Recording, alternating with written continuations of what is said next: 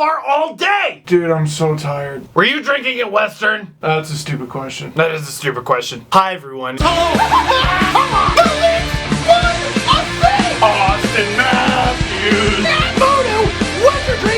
Well, time for a rebuild. This team is ruining my life! Hey, dude, I know what'll give you energy for the video. What's that? Take a look at this. What's this I'm looking at? Leafs win 4-2 over the Ottawa Senators, leapfrogging them in the standings, and guess where they sit? With an 8-1-1 record in their last 10. Yeah, buddy, you forgot because there was a week off. And in a playoff spot. So, how did that happen? Curtis McElhinney is the Leafs' new Backuphinney, and we're gonna see how he does because he's starting in this game. And you know what would help him out? Some goal support. And the Sens helped McElhinney out because they put the Leafs on the power play. Don't do that. Nifty Nosum Dangleman, Bob Ross, the Dreekend, puts the Leafs on top 1-0 with his 17th of the season. This season, he has very much been a star boy. You know, for a guy who grew up a Habs fan, Nazem Kadri gets it. So jacked to score big Selly, and you know it's because it was against the Sens. It means more. And the Leafs head into first intermission with a 1-0 lead, but not before. I call Curtis McElhinney Curtis Backuphinney, but I think I have another nickname for him. Let me know what you think. The nickname I'm thinking of is...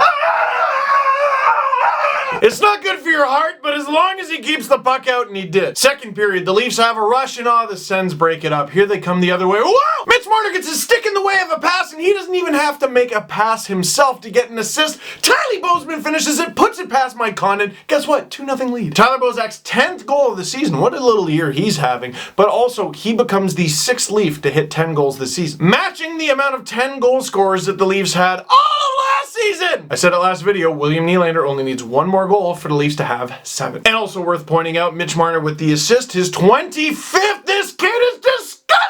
Nice and early in the second. Oh, baby, the Leafs are gonna have smooth sailing. Ah, wait, they're the Leafs. Dion Phaneuf, who, by the way, was not even traded a year ago. Doesn't that feel like it happened in 2008? Phaneuf puts it off Jay Gardner, who has had a horrible string of luck recently, and in the first goal to go past Curtis McElhinney as a goalie for the Toronto Maple Leafs, wasn't even a shot. It was a deflection, and it was off his own guy. Boo. Later in the second, and this has been the killer for the Leafs, allowing late period goals, doesn't matter if it's the first, second, or third. Bobby Ryan feeds noted Leaf killer Kyle Turris, who just stays onside, comes along, snipes. Gross on Curtis McElhinney. Now it's 2-2. Tied. 2-goal lead, dead, again. And at the end of 2, it's 2-2. What is our assessment of Curtis McElhinney so far? Well, the first goal was a deflection off his own guy. The second one was a shot that a lot of goalies in the league wouldn't have had.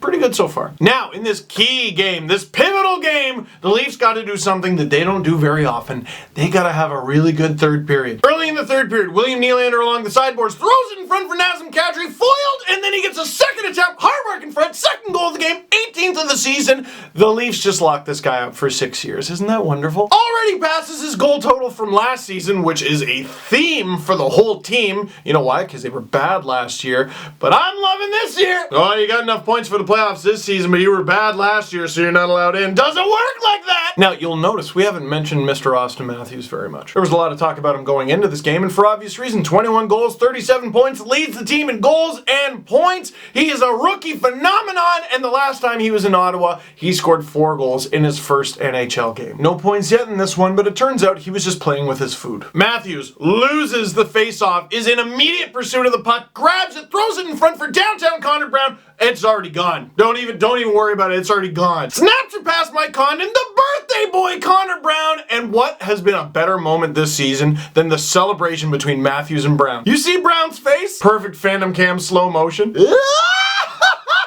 Buddy, if Matthews was my center, I'd be making that face too. Oh wait, I'm a Leafs fan. He is my center. He's on my team. Let's talk about face-offs. I've thought about this one for a while, but there hasn't been a good enough example for me to go off on it. This Matthews goal, this Brown goal, brought to you by Austin Matthews, is perfect. Austin Matthews didn't lose that face-off. Like, okay, yeah, he technically lost the face-off, but he didn't. Why do you have a face-off besides making the ref feel important, waving you out 5 or 6 times and making the stadium go insane? Seems to me you have a face-off in order to resume a play that stopped. A center from each team face off against each other for what? To get possession of the puck. That's right, boys and girls. And what did Austin Matthews do? You're absolutely right. Thanks for playing. He won the face-off. You could argue the opposing center got possession of the puck and Matthews stole it. I would argue, no, he meant to do that. If you win a face-off back so fast and it goes into your own net, does that count as a one face-off? Yeah, I know we lost in overtime, but at least I won the face-off. It's a weird stat. It's a weird skill. A lot of people in the mainstream media pump up face-offs way too much, but on the same side, I think people online diminish face-offs too much. You want the puck, don't you? Anyway, it doesn't matter. Why can't we just say, hey, sick goal? Now, that all being said, the Leafs have a 4-2 lead, and all they gotta do is complete the menial task of not screwing it up. This could be good. Curtis McElhinney could hold the fort, and the Leafs, and most importantly, Mike Babcock, the guy you want to impress the most, will have faith in him. You know what? This guy's pretty good. He proved he's a player, and now we don't have to kill Freddie. Huge save after huge save. McElhinney answers the call. Doesn't allow a 4-4 goal, which would have made me sad. Doesn't even allow a 4-3 goal. McElhinney holds the fort. The Leafs win 4-2. Now, first impression of him, though, I was sitting beside young Jesse Blake in London, Ontario at Western University with a lot of you, hundreds of you. I hope you're watching. I was driving Jesse nuts all game because McElhinney was making me so nervous. He made some big saves. He made some huge saves. He stopped 35 of 37. That's pretty good. And again, it's the first game. He's getting used to his defenders. A puck went off his defender and in.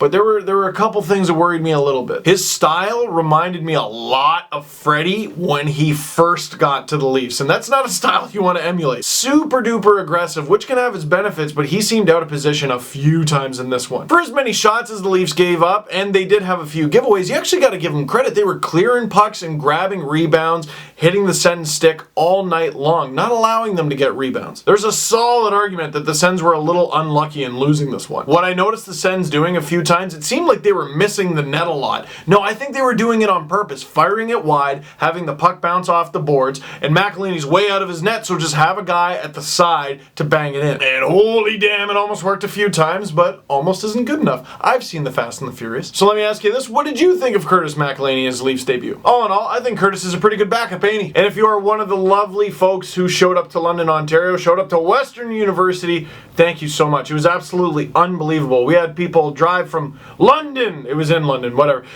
People drive from Toronto, ride the bus from Toronto. Some people came from Ottawa, which is crazy far. Chicago. And the even crazier part, they had to stay in Detroit. Why would you do that? I'm sorry. So there's people who are offended right now. From the bottom of my heart, guys, thank you. I don't deserve you. I really don't. But maybe Adam and Jesse do, so I'm happy to ride their coattails. That is it for this one. Thank you very much for watching. Click like if you like this video. Click subscribe if you really like to tell all your friends. I got some exciting stuff coming out this week on sportsnet.ca, the Steve Dangle blog. Check that out. And, I could have swore there was something else I was going to say. Oh, yeah. The